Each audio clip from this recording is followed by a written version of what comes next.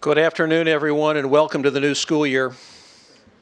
As I told my daughters early this morning, walking them to the bus early. I'm John Huntsman, Chair of the Atlantic Council, and we're absolutely delighted to have you here this afternoon. Today's event, The Art of Cyber War, co-hosted by the Brent Scowcroft Center's Asia Security and Cyber Statecraft Initiatives, are part of the Council's Cross-Strait series, a broader effort to examine ongoing affairs in cross-strait relations. Now, I'd like to also welcome all those who are watching online. I encourage you to join the conversation on Twitter using the hashtag ACCyber. Last September, President Barack Obama and Chinese President Xi Jinping reached an important agreement to curtail commercial cyber espionage. While many initially doubted the effectiveness of the deal, recent reports by the private sector and the Department of Justice indicate a sharp decline in Chinese cyber attacks against U.S. companies over the past year. China's neighbors in the Asia-Pacific region, however, face a very different set of realities.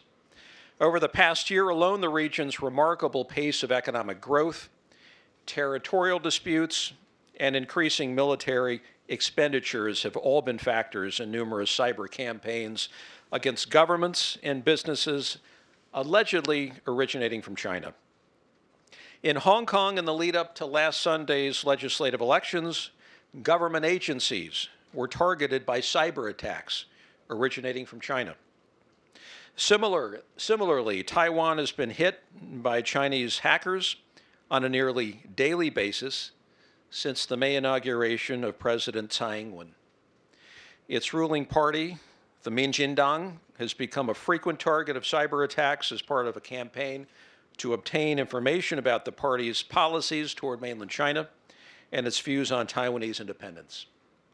In Southeast Asia, countries with competing claims to the South China Sea have faced a string of cyber attacks coinciding with times of heightened geopolitical tensions. Furthermore, this July, after a tribunal in The Hague rejected Beijing's claims to the sea, flight information screens and sound systems in major airports in Vietnam were hacked to spread messages disputing the tribunal's decision. Around the same time, many key government websites in the Philippines were knocked offline in a massive distributed denial of service attack. The geopolitical implications of such disagreements spilling over to the cyber realm are significant and likely to continue as tensions simmer in the region. Therefore, a closer look at all of this is key in understanding our policy choices and options ahead. Today, we're honored to have a great group of experts discuss how the region's fluid geopolitics drive cyber campaigns and how the public and private sectors can better avoid falling easy prey to hackers. Sam Sachs will moderate today's conversation with William Glass, Bob Manning, and Denise Zheng. Before we start, I'd like to voice my sincere appreciation to the Taipei Economic and Cultural Representative Office, or TECRO, for their continuous engagement and support of the Council and our Brent Scowcroft Center. Without further ado, I'd like to thank our media partner as well, Passcode, from the Christian Science Monitor, for joining us today. And with that, Sam, the floor is yours. Thank you very much.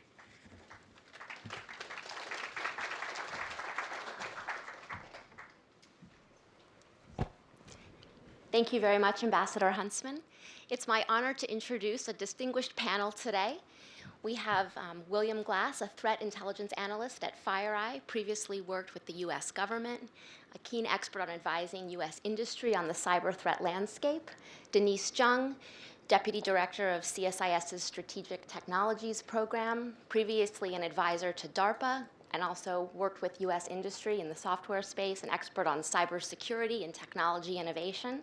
And Robert Manning, a senior fellow here at the Atlantic Council, coming from the DNI, the State Department's Policy Planning Office, and an expert in Asia regional issues. So with that, let's dive into the conversation. I'll welcome the panelists to come up, and we can begin the discussion.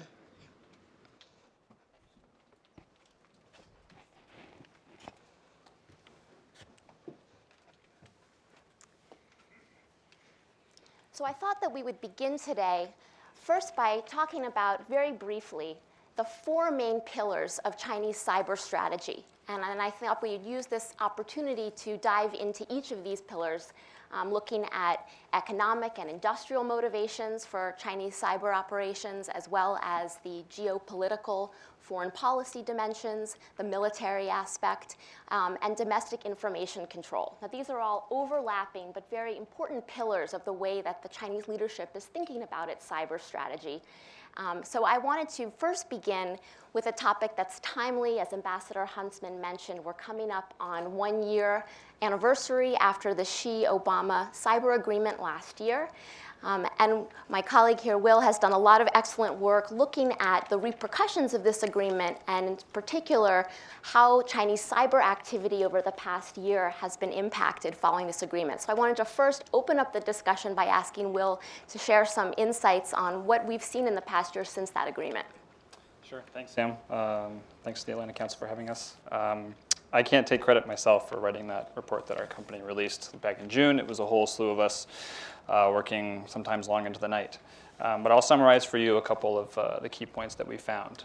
We looked at the holdings of our data that we have from various sources, from company engagements, from collection out there on the internet. And we wanted to see what impact the agreement between President Obama and President Xi had, right, over the past maybe 6 months since it was originally signed. And long story short, we saw a dramatic decline in activity that we've seen for recognized compromises of corporate networks that we can trace back to, or suspect we can trace back to, Chinese organizations or China-sponsored groups. Something on the order of more than 80% going down. In order to get there, we looked at approximately 262 different compromises that we saw. We looked at 26 different countries. We looked at 72 different groups that we suspect emanating from China overall. It's not to say that the Chinese groups are necessarily gone. They are still out there. They're still active. They're certainly going after some particular industries. They're being less voluminous but more targeted in who they're going after. Semiconductor companies, for example, are a particularly hot topic these days. Healthcare information, navigational technology are just of the few. So we wanted to say something about what we had seen. There are probably a number of factors that went into the decline that we saw, and it's our contention that the agreement that was signed between Presidents Obama and President Xi was just one of several events that contributed to the decline that we've seen so far. So. Thank you.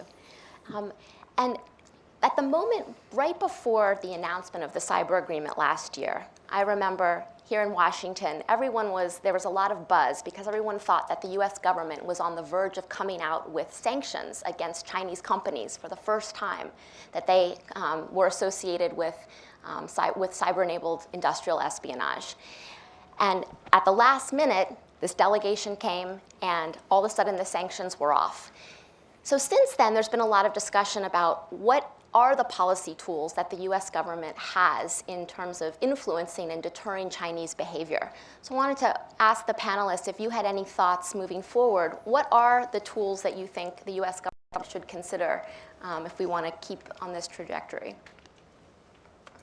Well, I think it really depends on what kinds of cyber activities you want to deter. So it's not useful to just talk about, I think, deterrence in the cyber realm from a nuclear perspective, because we're talking about a lot of different types of activity. Cybercrime, run-of-the-mill cybercrime, really difficult to deter, right? Because it's easy to access the capabilities, easy to anonymize and obfuscate the sources of the attack. It's cheap to acquire the infrastructure to do this kind of stuff. And law enforcement is not set up well to prosecute, to identify these people, investigate them, and bring them to justice. So that's an area where, the tools to deter that type of activity, we need a lot more development, we need to improve. On the other side of the spectrum, when you're looking at really catastrophic cyber attacks, you could argue that we've effectively deterred those types of things mostly because of our conventional military capabilities, right? So if you attack our power grid and you bring our power grid down, we have many other options on the table to retaliate. right? So when people talk about building a cyber nuclear bomb, I think a lot of folks that are new to the issue have thought or have sort of used that example. It's not particularly useful. We wouldn't necessarily respond to a catastrophic cyber attack using a cyber capability. So a lot of the tools that the U.S. government, I would argue, has used in response to espionage, cyber espionage, damaging cyber attacks, has actually been outside of the cyber realm, in part because we don't want to set a bad precedent. We don't want to condone this type of activity. It's a slippery slope. And so that's why we've used things like sanctions, indictments. We've used diplomatic actions to, combination of all of the above, really, to deter this type of activity. Do you think that sanctions are still on the table? Is it possible that the U.S. government will still move forward and sanction another Chinese firm in the next year or two? If I were a U.S. government negotiator, I would certainly always keep it on the table, right? So yeah, I think that's very possible, but everyone's kind of waiting to see, has the deal actually had an effect? So Will mentioned, the data, the trends that they've seen. A lot of folks are also saying that the Chinese are getting better. They're getting more covert. They're switching from the PLA in terms of conducting a lot of these activities to parts of MSS that are, quite frankly, better at covering their tracks. And there's also some discussion that it's possible that the Chinese are seeing a diminished return on cyber espionage because they want to climb the value chain in terms of industrialization. They want to be providing goods and services at the higher end of the value chain. And stealing blueprints, stealing IP doesn't necessarily enable you to develop that internal capability. So they have announced, biotech, big data, AI as key areas where they want to grow their industrial capacity, their industrial capability. And it's not as easy to steal that type of information. You have to train algorithms, do machine learning. That's a totally different technology development process.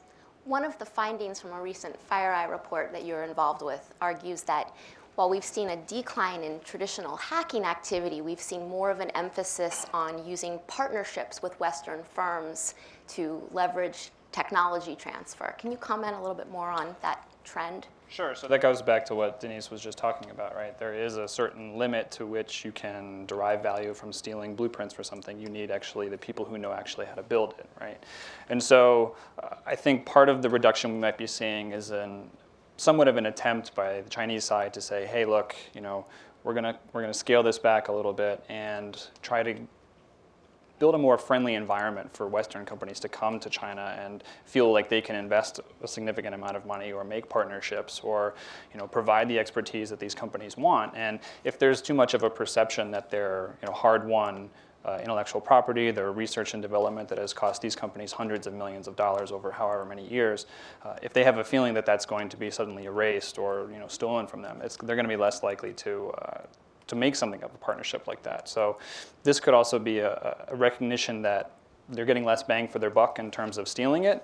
Better to invite them to come to China and form research partnerships to get the value that way. Any advice for U.S. Western industry on how to engage in the market in China, but also protect yourself from this threat? So I spend some time with the forensic analysis guys that work for us at FireEye, and they're the guys that go out to companies when they have a problem and do a forensic analysis, determine what happened, who stole what, and how did they do it. And they always say that they advise people to operate under the assumption that you are breached, right? There used to be a perimeter kind of model where you could set up a wall and a moat and some archers, to use a medieval analogy, and you could pretty much keep everything out, right? Now it's probably not going to be as effective, right? So you've got to do defense in depth, but then you've also got to be able to say, I have to operate under the assumption that there's some bad guy in my network. What do I have to do to make sure that I can mitigate the damage that they can cause once they're already inside? And so there are various strategies you can do. I won't get into them here, probably not that much of interest to you guys. But there are certain options out there, and there's a kind of growing up that needs to occur. And I'll just take an aside for companies that are operating in the Asia Pacific. Some of our incident responders put together what we call an M-Trends report earlier this month. And what we found that the average dwell time for a cyber espionage actor inside a corporate network in the Asia Pacific is around 520 days. In the United States, it's about 146. So Europe and to a greater extent the Asia Pacific are a couple of years behind in recognizing the threat that they face, understanding that groups are coming for their technology, they're very skilled at getting in. A lot of times network security is pretty lax by itself.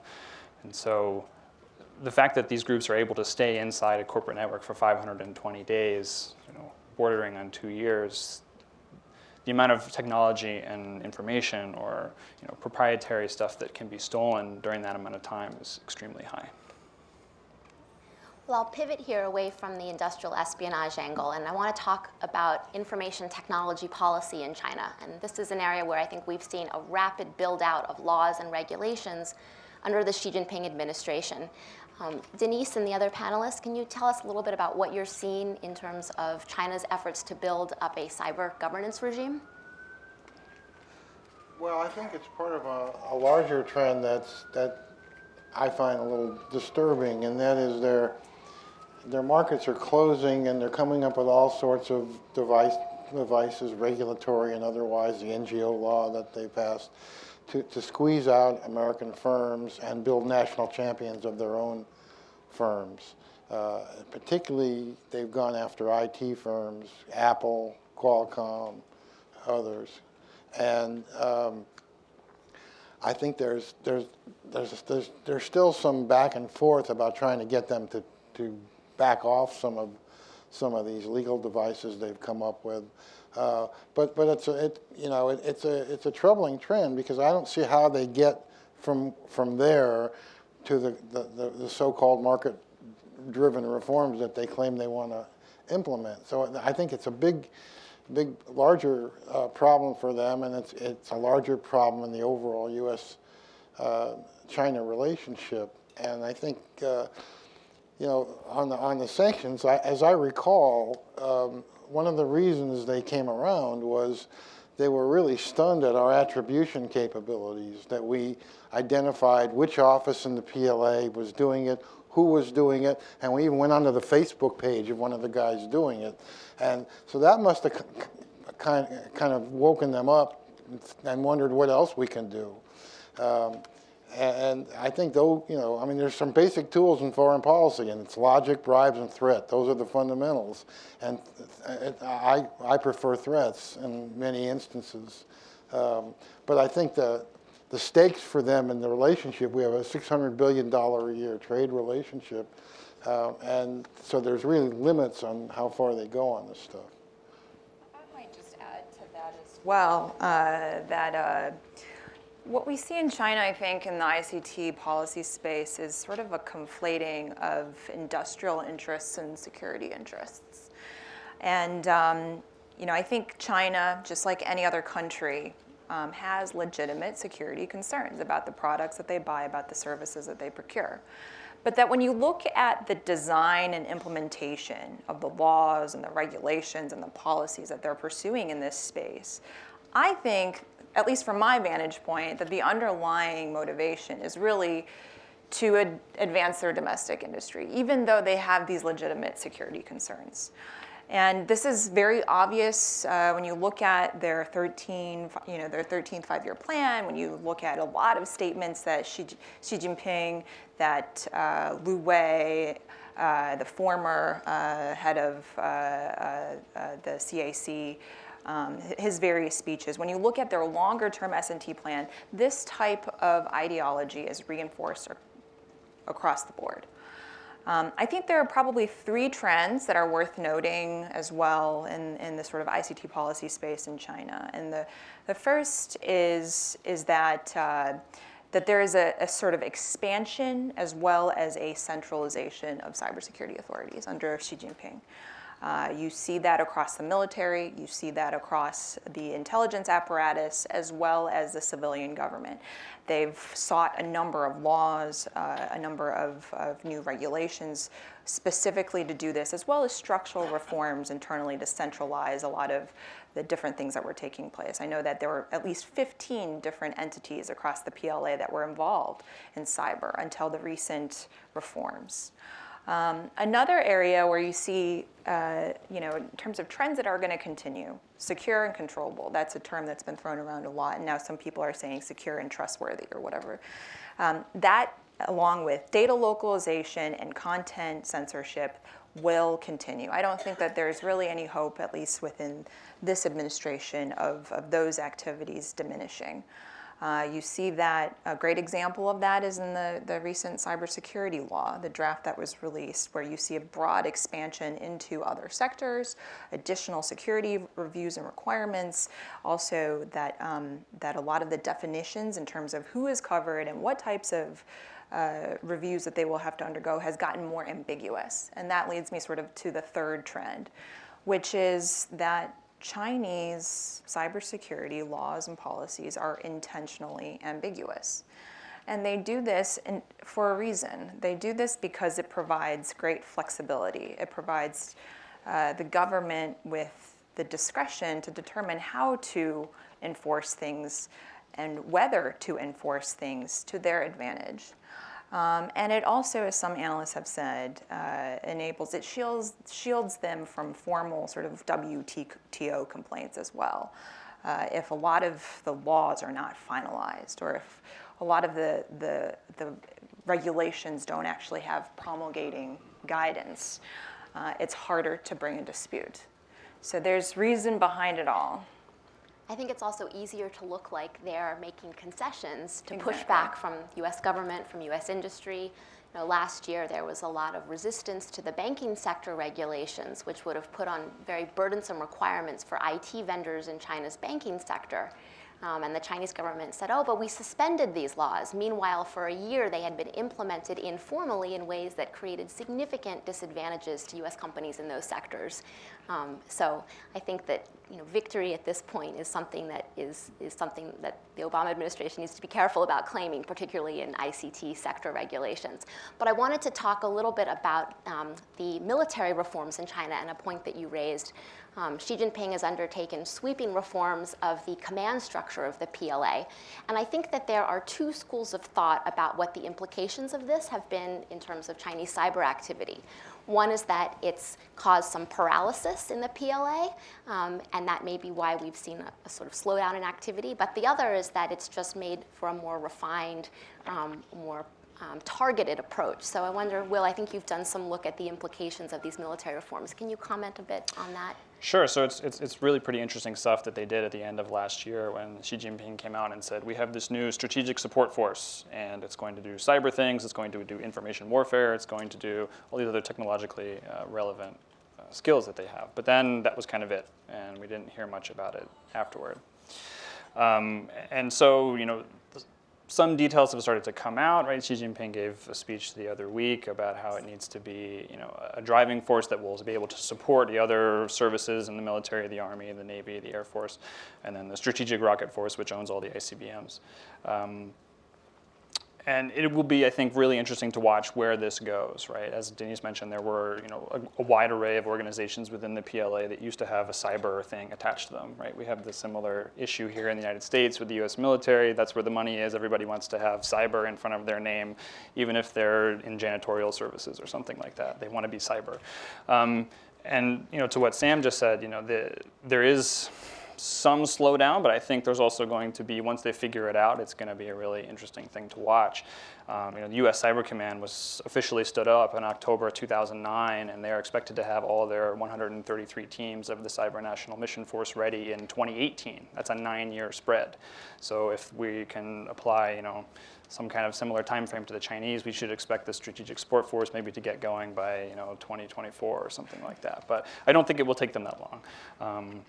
that was one of the kind of factors that we looked at when we wanted to figure out why we might have been seeing some of these declines, and if a large, huge bureaucracy that's also politically, tightly controlled is trying to reorient itself and eliminating people's jobs, and you've got an anti-corruption drive going on where PLA used to derive some commercial benefit from some of the things that it was doing. If those things have been stamped out, right, there's a lot of commotion going on, and that could be very well part of what we're seeing.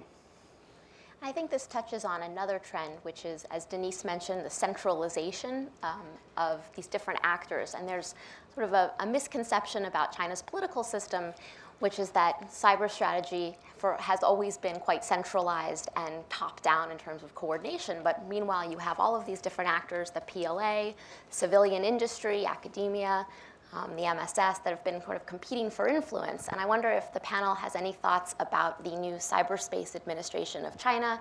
Not new anymore. It was set up in February of 2014 under the Xi Jinping administration to really take the lead on these cybersecurity initiatives. Any thoughts about what the creation of this entity will mean for cybersecurity and cyber policy in China? It's okay if not. These are tough topics. Sam, you actually authored a piece on this. So it's not quite fair for us to be, she actually authored it through CSIS. So maybe you could answer that question for the audience. Sure, thanks, Denise. So my assessment is that the Cyberspace Administration of China has emerged as one of the most powerful entities in the political bureaucracy in China.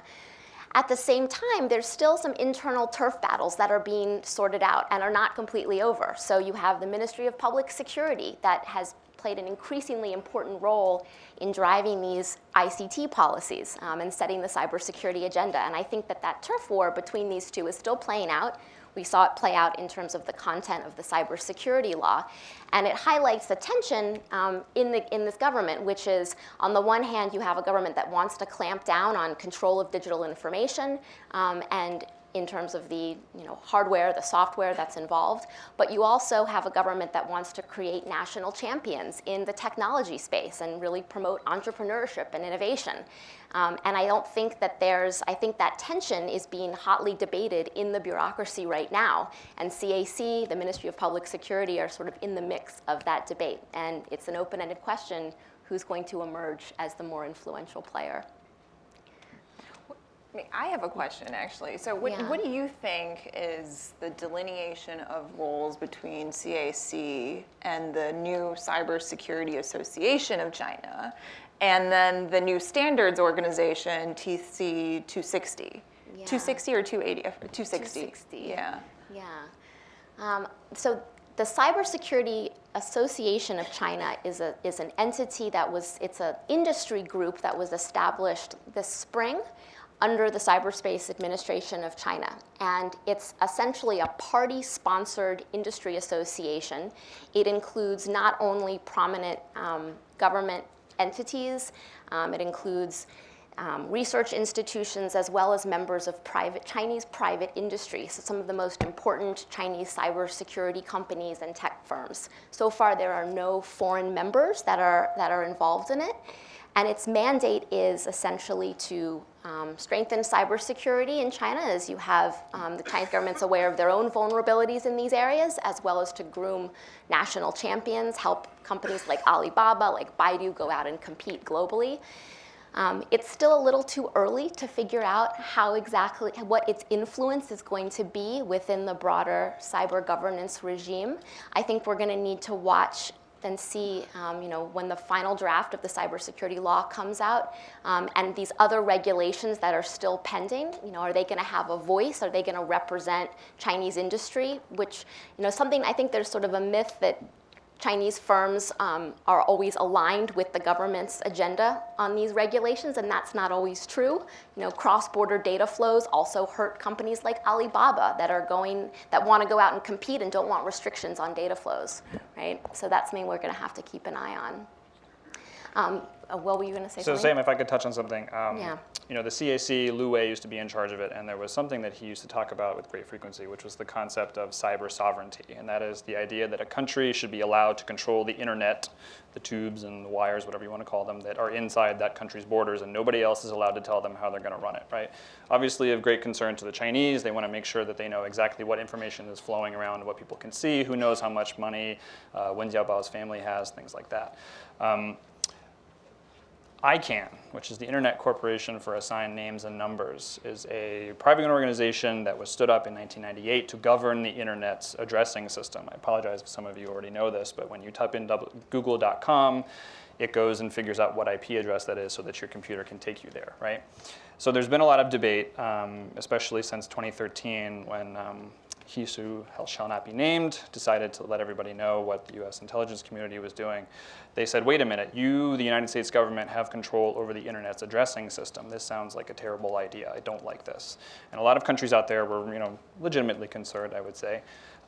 China and Russia and a couple other countries with authoritarian bents were eager to take ICANN out from underneath the control of the US government and put it toward the UN, specifically the International Telecommunications Union, which governs phone lines and most other international agreements when it comes to telecommunications.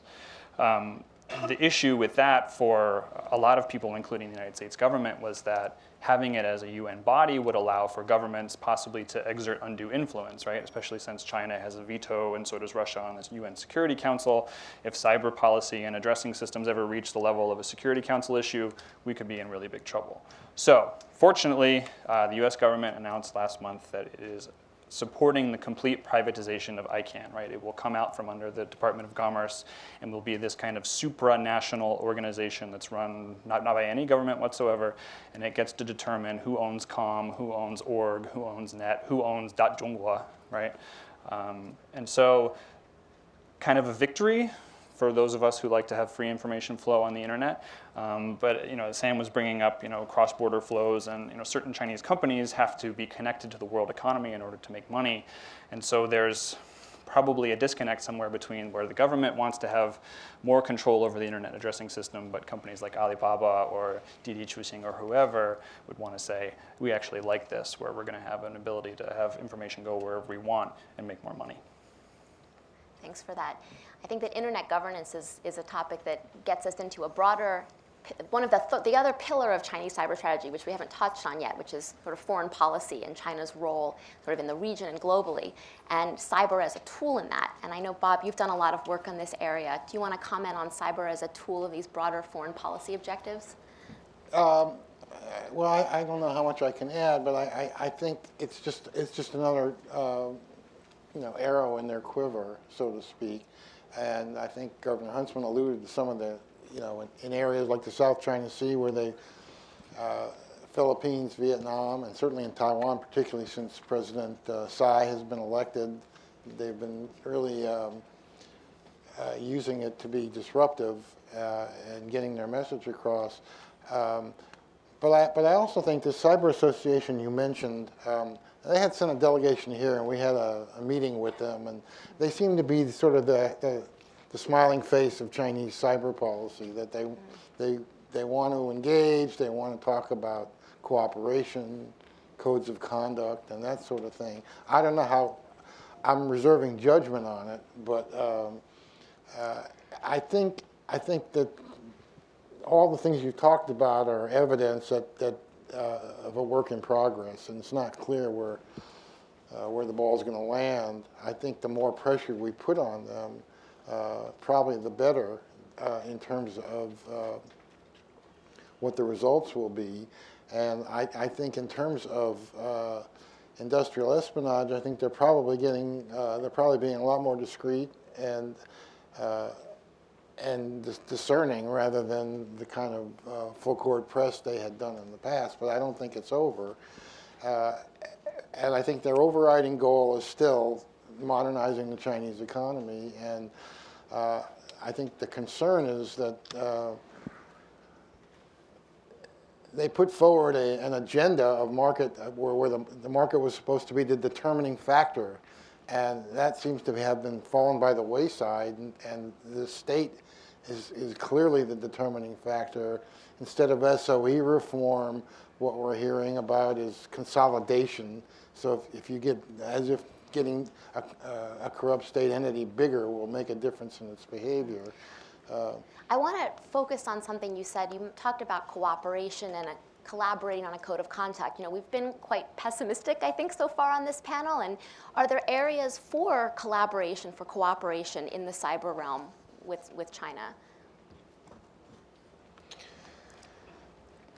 Well, I think there's room for more detailed codes of conduct. I think there's some basic, you know, I don't want to draw out the analogy too far, but there is an analogy to nuclear deterrence in that, you know, both sides have agreed not to attack each other's critical infrastructure, for example. I don't know what else you could apply that type of logic to, but I also think the more China develops, the more vulnerable it gets, and then there's this mutual vulnerability, I think, cuts across the whole strategic relationship with China.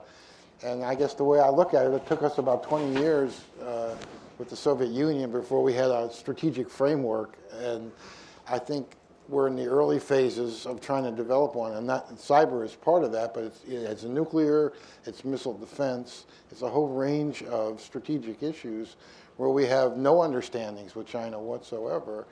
And you know, even if you think about how bad our relationship with Russia is, but we still have a certain amount of predictability from arms control agreements that we've made in the past, and we don't have anything like that with China. It's all very uncertain. And I know the U.S. government for a long time has tried to push them on strategic dialogue, and I think as things get hotter, I just noticed in the traffic of Chinese think tank people coming through here, one very senior person came through here recently. I was there. I did a project a couple of years ago on extended deterrence, and I was trying to lay out to them the rationale for developing a strategic framework, and they all kind of looked at me like I was smoking something. And this guy comes here now and says, you know, we need a strategic framework. And so I think there's a learning curve. I think it's going to take a while, and I think cyber is part of that larger strategic framework that we have to develop. And I don't have any illusions about anything happening overnight. Just make the one comment about the norm on agreeing not to attack each other's critical infrastructure. If you actually read the text, the really sort of fine print there, it says during peacetime. And I think that it's pretty safe to assume that if you are attacking each other's critical infrastructure, that you are somewhat in war, right? I mean, we're talking about so I'm not sure about the value of that particular norm, if we're going to call it a norm at this point. I think it's a step in the right direction, but it's obviously attenuated by that condition. The Chinese and the U.S. have an ongoing dialogue, as Robert mentioned, where they are trying to establish some standard operating procedures in terms of when there is a crisis, when you need technical assistance, who do you call, what are the hotlines, and to exercise those means of communication. I think that's helpful.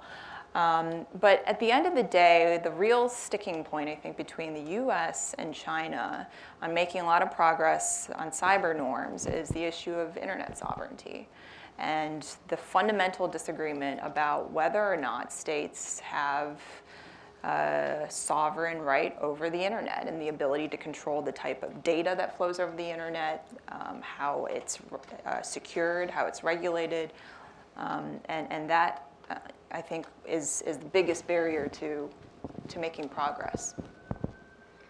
I wonder how sustainable that Chinese policy is if their overall goal is to have a knowledge-based, innovative economy. How do you do that and have complete control over everything? I mean, it's the antithesis of innovation. So I think there's going to be a tension there. I don't know how that's going to come out.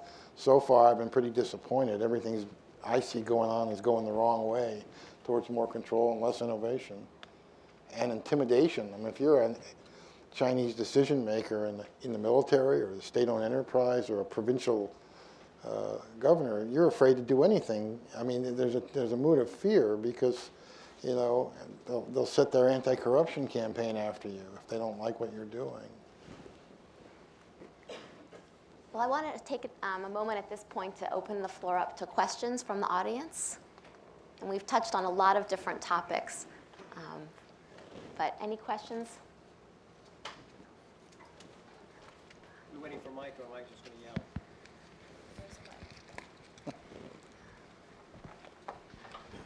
I'm Harlan Ullman with the Atlantic Council. Thank you, panel. I would like to reverse the bidding, assuming this was a conference being held in Beijing on American cyber espionage. And the reason I ask that question is that a couple of companies on whose board I sit and other companies I've got interest in, some abroad, some have got joint ventures with China. Our biggest problem with hacking is not from China or Russia. It's from competition in the United States, in Europe, and from disgruntled employees.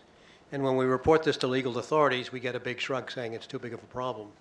How would you compare Chinese hacking with domestic hacking in terms of being a menace to U.S. corporations? I'd say that one falls in my lane. Certainly, well, I should back up.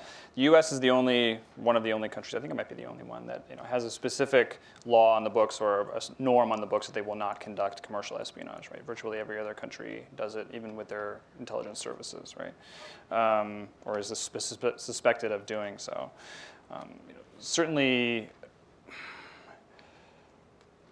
given the attribution challenges that some people have had, right, there is a possibility that competitors might say, well, I'm going to go hire this company over here and break into my competitor over here, steal some of his stuff, make it look like the Chinese did it. Boom, right? Chicken's done. Great, wonderful. Despite that being highly illegal, Computer Fraud and Abuse Act has some pretty stiff penalties for doing so, but you have to be able to prove that that actually occurred, right? And the burden of proof in cyberspace is very, well, it's the burden of proof anyway is high, but in cyberspace there's so many opportunities for obfuscation, for running false flag operations to make it look like somebody else did it. Coming to a level of evidence that could stand up in court is extremely difficult. I mean, you have to look at the agreement that was even signed between President Obama and Xi. It was, we're not going to support cyber-enabled espionage for commercial purposes that benefits another foreign firm. If you can prove all those things, there you have a violation, but I think it's challenging to do so. Criminal actors, have gotten extremely good. They've looked at what some of the nation-state groups have done, the way they've organized themselves. They have formalized tasking systems. They have, walls that they erect between the people who are actually on the keyboard and then the people who are financing it over here. The rise of digital currencies, Bitcoin is the one that everybody knows about, has made this, a wildly profitable enterprise to be undergoing. And it's actually kind of interesting that a lot of the Bitcoin mining and storage actually goes on in China.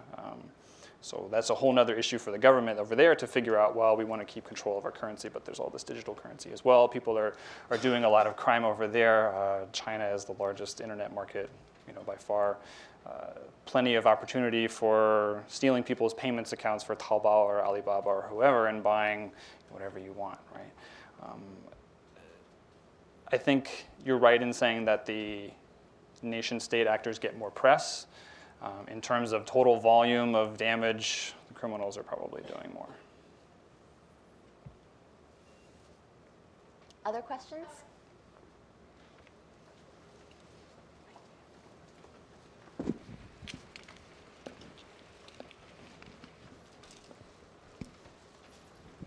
Hi, I'm Sharon Bovat, Voice of a Moderate. I have a question about the supply chain. There was an issue with the routers that had to deal with China, and I know that, like you said, the hacker could be in a corporation for over 500 days before they're caught. Now, I will bet you there's a lot of routers that have still been compromised. Has that been addressed? I mean, I don't even think China might know what ones are still compromised. So how has that been resolved? Because there were so many of those routers. Thank you. I'll pick that one up, I guess. So the National Counterintelligence and Security Center is the organization in the United States government that handles supply chain security. Right? I don't know if anybody has read Ghost Fleet, this book that's making its way around the Beltway. Basically, it has a lot to do with pre-compromising digital technology that goes into fighter jets and advanced missile destroyers, and then somebody could turn it off whenever they wanted to, right? And so suddenly your vaunted anti-missile system is a giant paperweight that floats. And so it is an issue. The amount of technological hardware that we import, right, is massive. A long time ago, the decision was made that it was more economical to produce computers and microchips and stuff overseas rather than here in the United States. Now we're living with the consequences of that decision, and so we're going to have to recognize the problem, develop some sort of structure and framework to deal with it, monitor where these things are coming from, make sure that it's all written down somewhere. But it's no doubt a big challenge.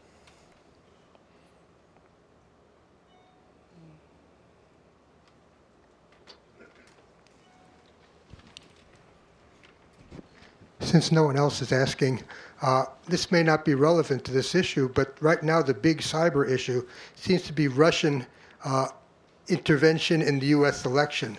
Would anyone like to comment on that?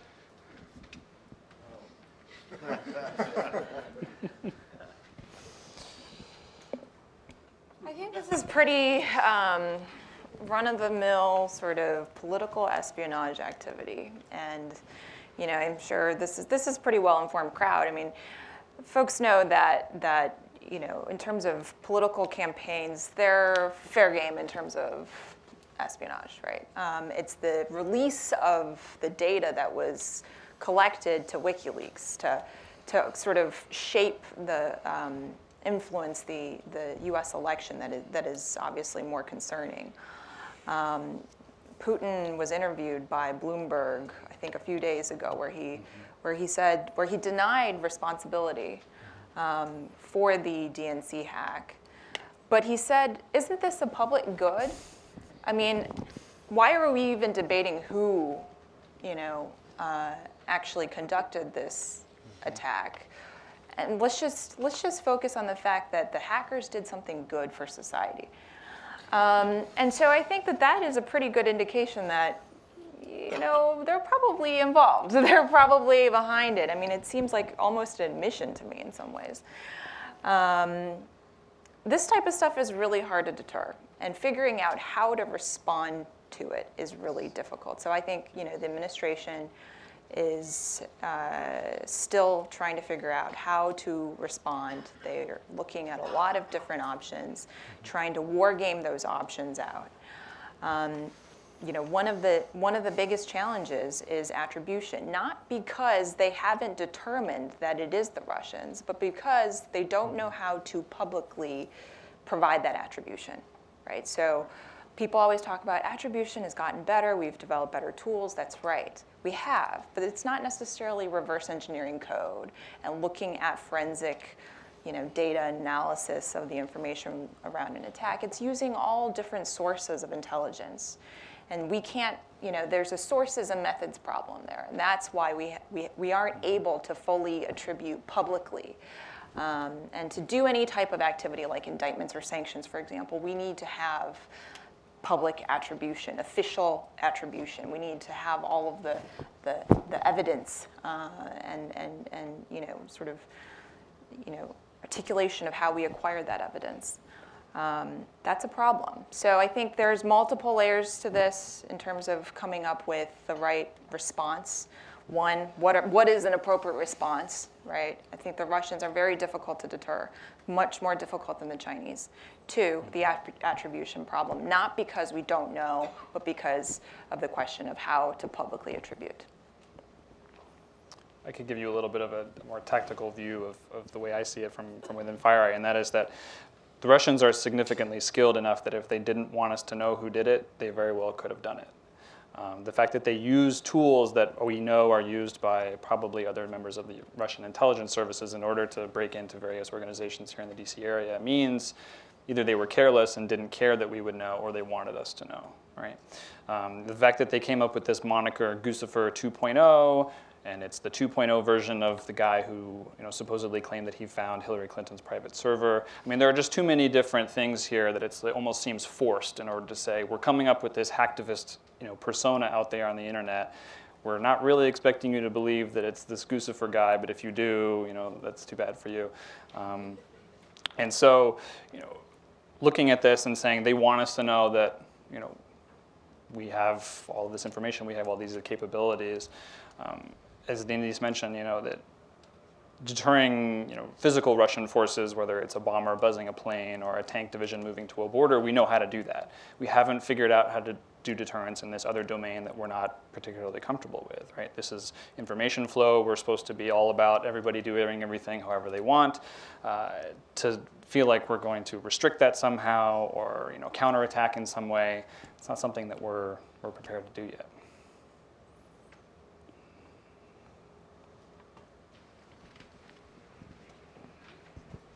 Good evening, guys. My name is James Conlon. I'm a senior at University of Massachusetts Amherst, out in Mass. My main question is for Mrs. Zhang. Pardon me. I know over the past 30 years in the U.S., research and development funding has not stayed on par with other countries, such as in Europe, in the Asia-Pacific area. I was wondering if you could tell me, and for everyone, if there's areas in the U.S. that we can improve on to, improve on cybersecurity. And increase to get kind of ahead of the game, whether it's just focusing on funding, if it's focusing just on this agreement and enforcing it, security, things like that. If you could touch upon that, that'd be great. Yeah, this is an issue that I've been looking at actually. So when you look at innovation in cyber technologies, you'll find basically a handful of technologies and practices that have been in existence for well over a decade. And the innovation that takes place in industry on that is how to basically deploy or implement those practices better, faster, and cheaper. That's what all the companies compete on. And when you look at what venture capital firms, investors are investing in terms of new technology and startups, they're looking at companies that can do it better, faster, cheaper. That's great, but that also misses the underlying root causes of the problem. There is not enough private money going into funding the development of technologies that could have game-changing effect on the security and resilience of the internet. That's the role of the government in some ways, because it's harder to realize a return on your investment within a period of time that you can justify making that investment as a private entity.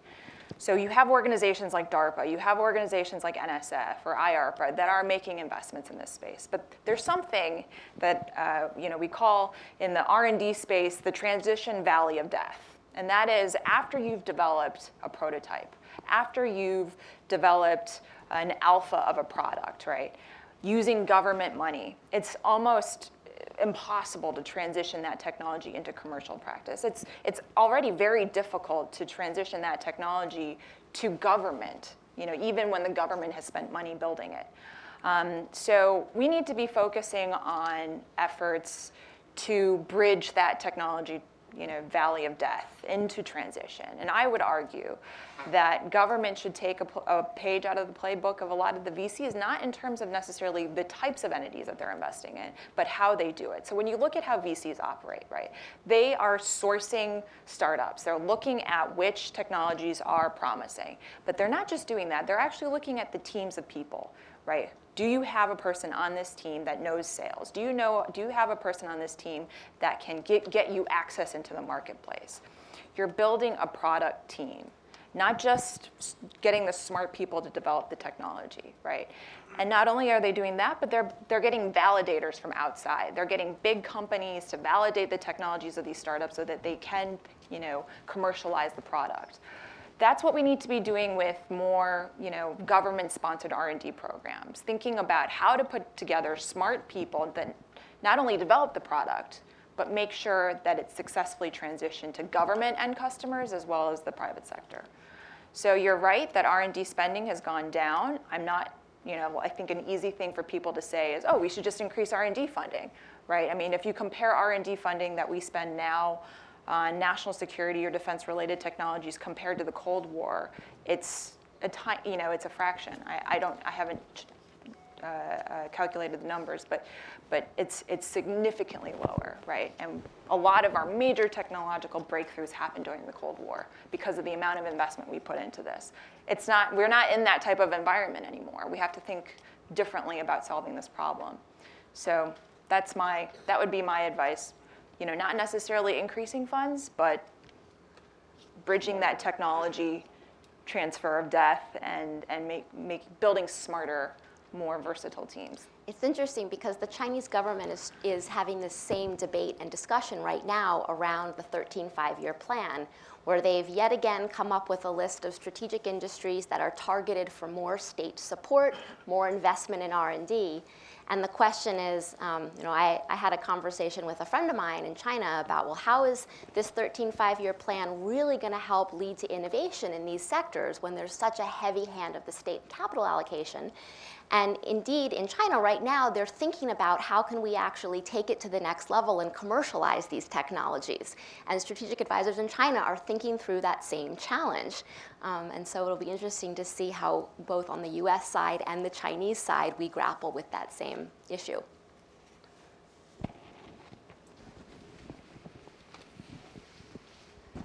Hi, I'm Jack Krapansky, unaffiliated, but a former software developer. My question is about open source technology and transparency. Do they give an advantage to the attacker or the defender, or does it level the playing field, or does it have no impact on whether it's easier to defend or attack? I would say there's a rigorous debate about that, right? I mean, there's the one school of thought that would say that open source technology means that everybody can see the back-end code, everybody can kind of get the wisdom of the crowd in finding bugs and vulnerabilities, and that's where all software and computer problems stem from in the first place.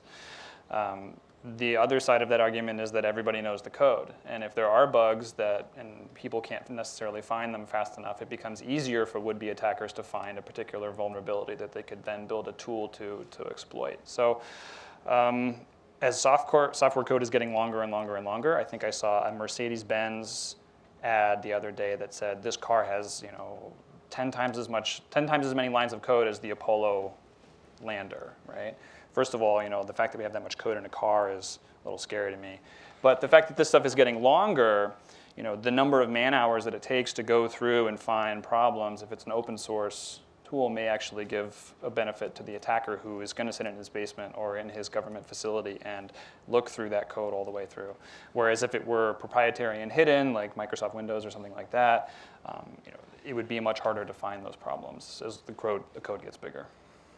Another problem is the issue of responsibility, right? So some open source code is reviewed by a lot of people, right? There's a lot of interest in that, right? But then there are many libraries that don't get reviewed for bugs, for vulnerabilities, because nobody's being paid to do that. So there's actually a discussion about whether or not maybe through DHS or through NIST, there should be some sort of fund that pays vulnerability researchers to go through open source libraries and to look for vulnerabilities and develop patches.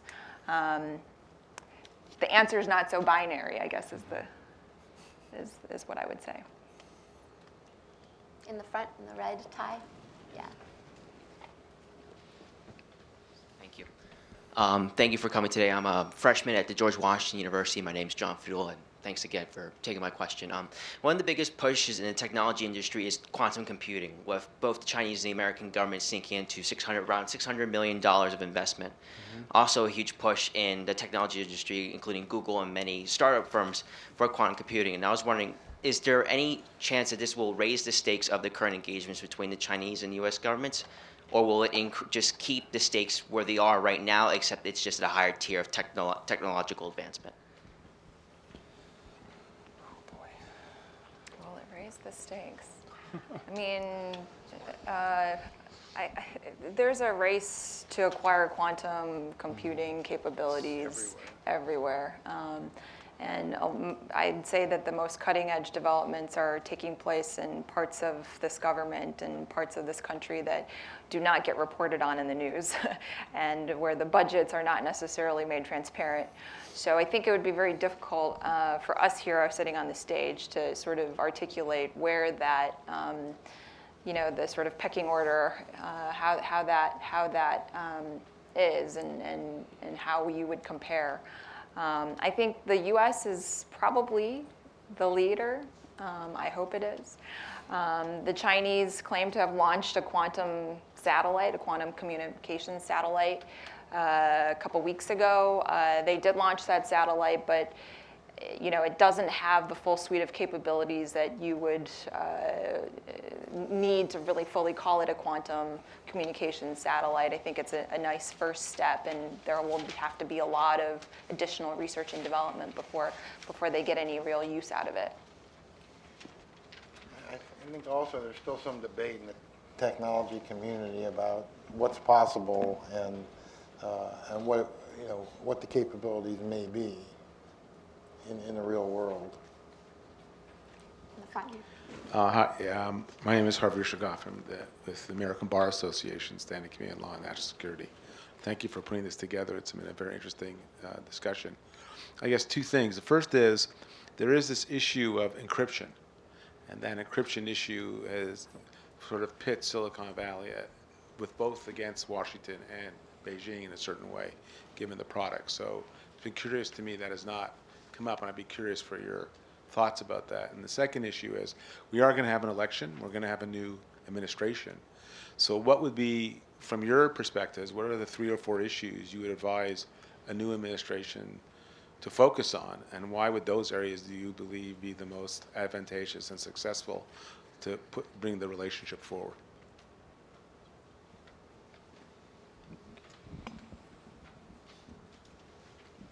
I don't think we're going to do anything on encryption until there is a real incident where lives are lost and you can pin it to, directly tie it to the use of encrypted communications platforms. I just don't think that there's political will for it. I don't think that there is an appetite for it in the industry, and I don't think that we have very good, sensible solutions right now either. I mean, the FBI and law enforcement community has, been talking about the need to gain access to encrypted messaging platforms for a number of years now. In fact, something that people don't often realize is that in 2013, they had put together a proposal, a legislative proposal, that they were going to push on the Hill. And they decided not to push that agenda. And it was the same talking points that are being used right now, right? They had decided not to push that legislative proposal because something else happened in 2013, because Snowden disclosures happened, right? And so they essentially took that proposal back and decided to wait. I don't think that we're gonna do anything because we don't, frankly, have really good solutions right now. I mean, I haven't seen anything, and at CSIS we have a project to look at this, and no one has articulated a framework that could actually work domestically and internationally. So until we have some real proposals that people can evaluate, technologists as well as lawmakers, lawyers, companies, it's hard to make any real progress. That said, there are a lot of wild cards here, including China and India and other countries where there's a huge market for mobile, and where that is the future for the mobile industry in the United States, China and India.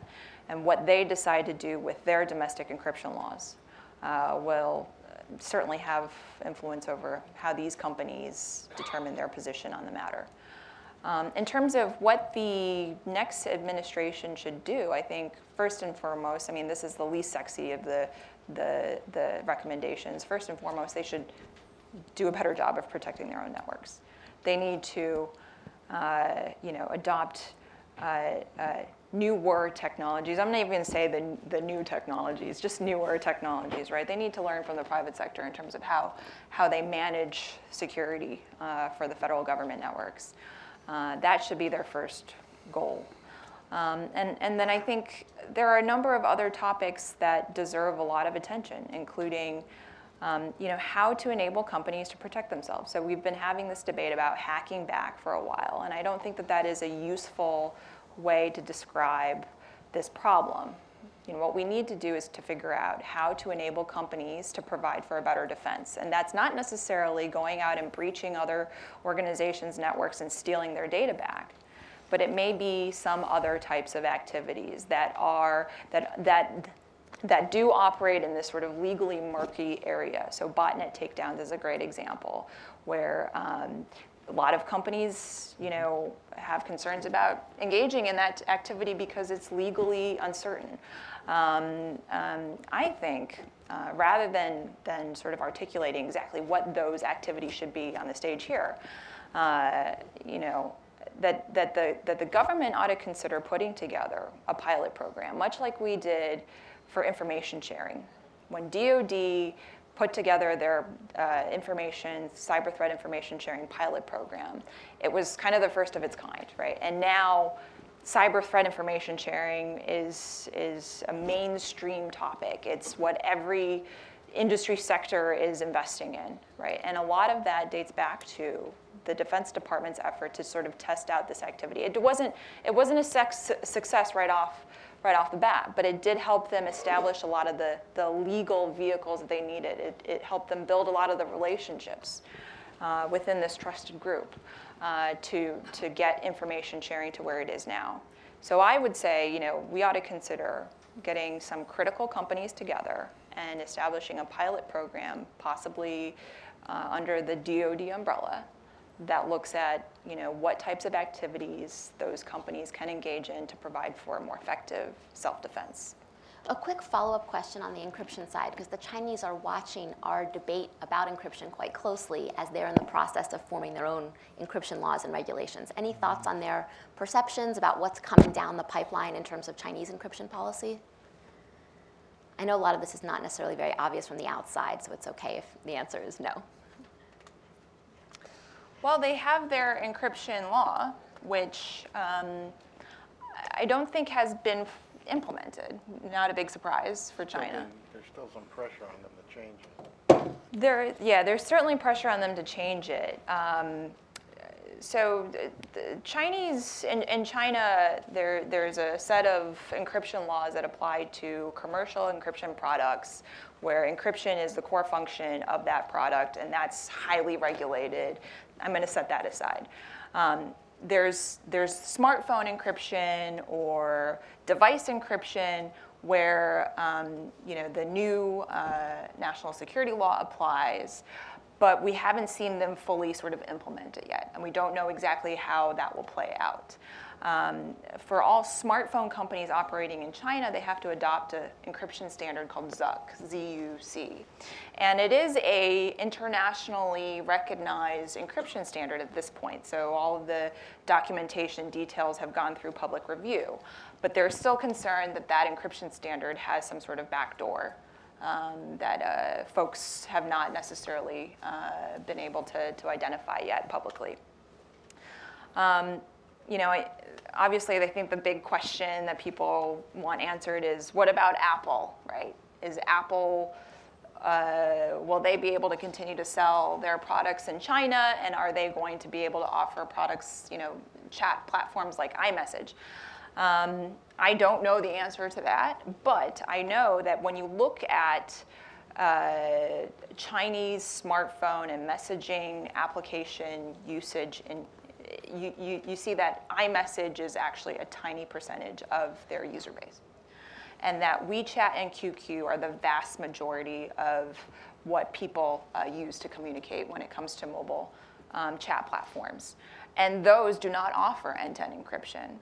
And then when you also look at the types of users in China that own smartphones, it's a very elite, more highly educated, wealthier group of people, not necessarily those individuals that the government is most interested in cracking down on, right? These are people who can afford to buy a very expensive device. So it may be that, companies like Apple and platforms like iMessage or WhatsApp are sort of flying under the radar right now because they're not creating a significant problem for the government. When they do, that might change. Will, do you have any other thoughts on the encryption issue in China? Oh boy. So I guess I would say the debate here in the U.S. has been, kind of, you either give us all the keys to all the encryption or we get none of them, right? There are a lot of really useful applications of encryption. Anytime you shop online, anytime you want to send an email that you don't want anybody else to read, except for Google, they read all your email. These are things that we take for granted, but we don't really think about. So then to say, that encryption is fundamentally a problematic technology is it's kind of like blaming the technology rather than somebody that uses it, and I don't think it's a helpful debate to have.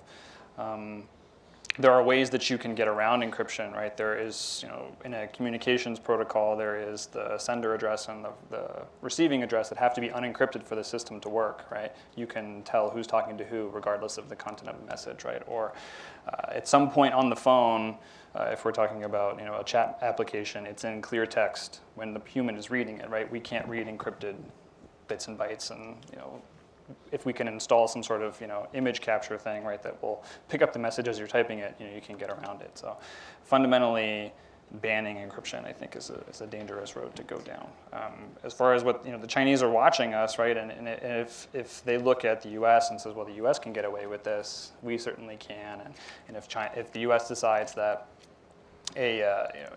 encryption ban is going to take place, U.S. companies can no longer complain to the Chinese, well, you guys want now keys to the kingdom for all of our devices and everything like that. They won't have an argument anymore.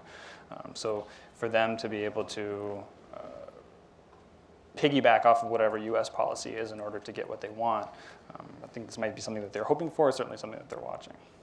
I think you actually raise a good point on the sort of the clear text being on the device, and that may be another avenue to access the data that you need to perform your law enforcement function. So right now, the iteration of this debate in terms of government access to data for law enforcement access to data is about encryption.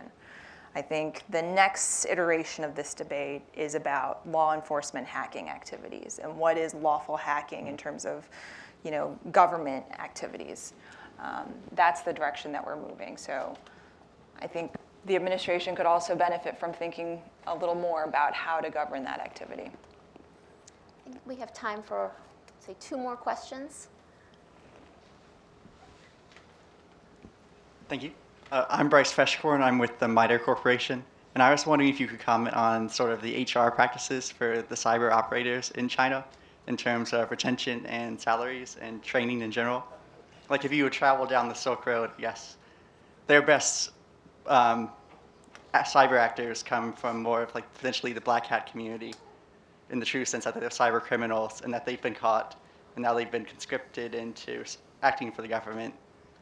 Does China utilize the same services, and how do they deal with like the pay differential between the private sector and the public sector? Thank you. That's not something I think I can comment on, sorry. Sounds like you know more about it than a lot of us.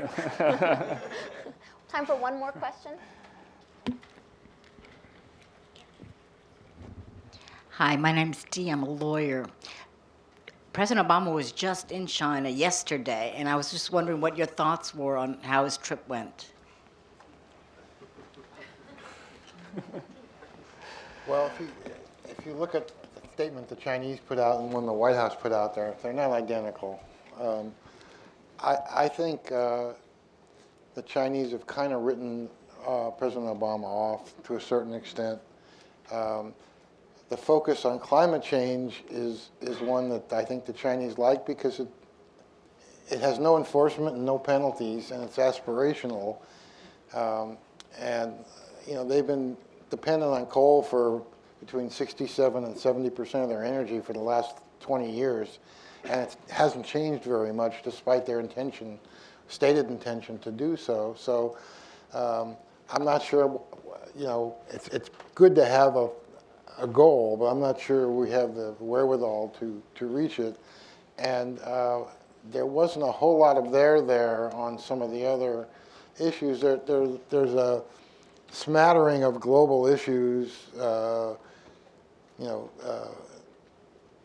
counter-narcotics, counter-terrorism, a number of other oceans policy, things that are somewhat limited, but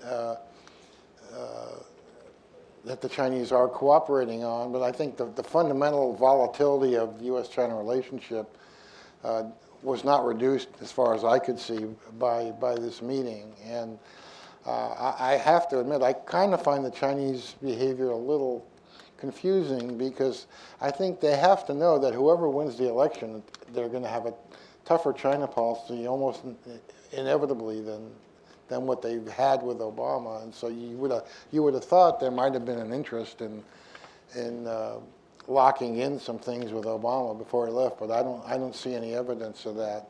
Although the cyber agreement, I think, is one exception that seems to have made some progress. Right. Well, thank you all for coming today. I think we've touched on a lot of important issues. I think the agreement last year was an important milestone, but as we've seen from technology innovation, industrial policy, internet governance, there's a long way to go in this relationship, and we're going to continue to watch for signs of future progress. But thank you all. Thank you to the panelists.